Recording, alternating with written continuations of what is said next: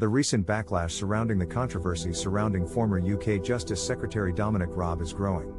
Reports have emerged of Raab's alleged behaviour of abuse or misuse of power and intimidating and insulting comments at the Ministry for Justice, leading to calls for Daniel Greenberg, the Parliamentary Commissioner for Standards, to investigate into potential breaches of the Code of Conduct for MPs.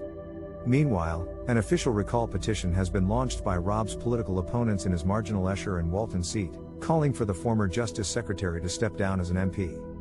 The independent report overseen by Judge Adam Tolley KC concluded that the revelations over Raab's conduct towards officials do not constitute as clear-cut workplace bullying, though this has done little to quell the growing calls for an inquiry.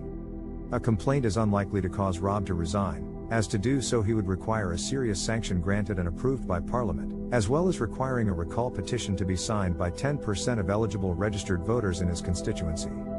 Public opposition to Raab's conduct and position in government is growing, however. His departure from the government is being used by his opponents to argue that he should also resign as an MP. The Liberal Democrats have already launched a petition, and calls for further accountability from the Prime Minister are growing. Despite this, Raab remains confident in his ability to retain his seat in the upcoming election, citing an overwhelming amount of support from constituents. Nevertheless, the allegations leveled at Raab in the independent report cannot be taken lightly, and demand further investigation.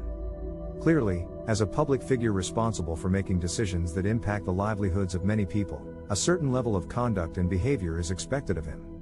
That is why the Standards Commissioner needs to open an inquiry into Raab's conduct and, if necessary, issue a serious sanction upon him, in order to ensure a positive and fair working environment for those in positions of power and the general public alike.